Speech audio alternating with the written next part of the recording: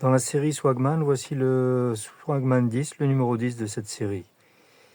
C'est un petit couteau qui est construit à partir d'un acier C70, autrement appelé XC75. Il fait à peine 20 cm en longueur. Vous avez à peine 10 cm de lame et la même chose en manche, 9,4 cm précisément de lame.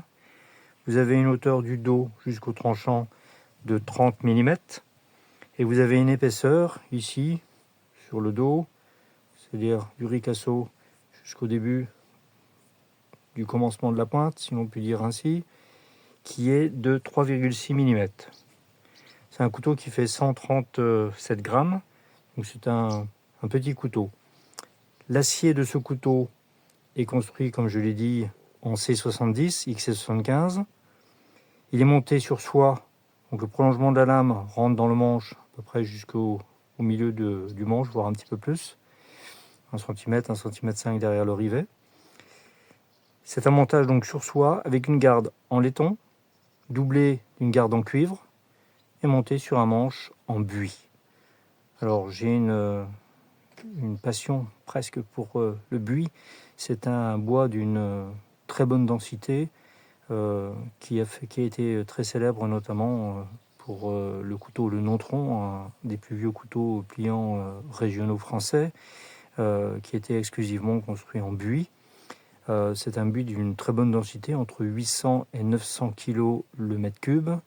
Et il a une particularité, il a une structure qui fait que c'est un bois qui est non seulement dense, qui ne fend pas, qui résiste à tout. Et j'ai un amour pour ce bois parce qu'il est clair. Il est vraiment jaune très clair, très crème.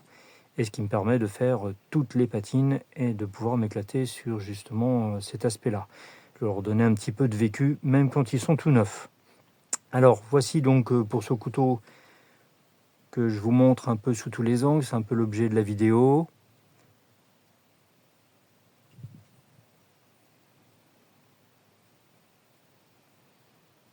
Alors, vous avez un manche bien courbe. Ici, pour la prise en main, vous voyez, moi, j'ai une main qui fait... Je prends des gants de 10. Quand je flotte légèrement en forgeant, je prends des gants de 10. Et sinon, si je veux vraiment être un peu serré dans les gants, je prends du 9. Donc, ça vous donne une idée. J'ai dit un manche de 10 cm. Donc, vous voyez, il remplit ma main. Il a une apparence légèrement trapue.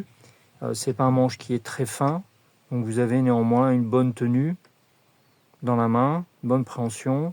Pour les petits travaux de précision, vous pouvez le prendre ainsi ou avec le pouce. Une prise en main ici, version pique et glace, ou poignard, comme nous diraient les anciennes très âgées. Voilà un petit peu pour rigoler sur cet aspect où dès qu'on prend le couteau comme ça, certaines visions remplissent certains cerveaux. Donc voici pour les prises en main. Concernant la coupe de ce couteau, alors plutôt qu'un long discours comme j'ai l'habitude de le dire, voilà la démonstration sur le papier. Donc ce couteau coupe comme il se doit. Un étui en cuir pleine fleur 3 mm. Vous avez un petit carving qui est fait avec le buffle, le buffalo, le bison, dirait-on chez nous. Un peu de texture sur le rebord de l'étui, autre décoration, un dégradé de couleur. Bon, des grands classiques chez moi, même si je varie régulièrement les couleurs avec une prédilection pour les nuances de brun à marron. Vous avez un morceau de cuir ici qui passe au-dessus de l'étui à proprement parler, sur lequel est fixé le passant.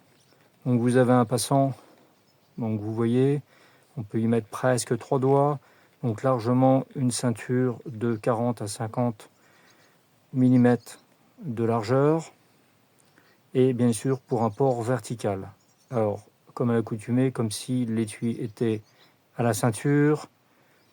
On le met à la verticale, le couteau à la verticale sur le dos, les deux s'alignent.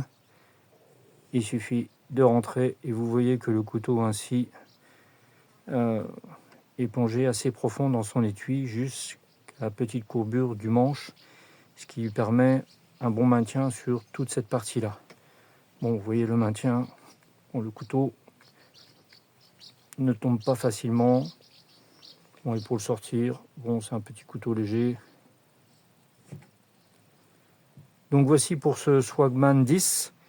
Si vous voulez de plus en plus d'informations, je vous invite à me rejoindre sur le site k-wild.fr ou m'appeler directement au 06 95 10 40 11 si vous voulez de plus en plus d'informations sur ce couteau.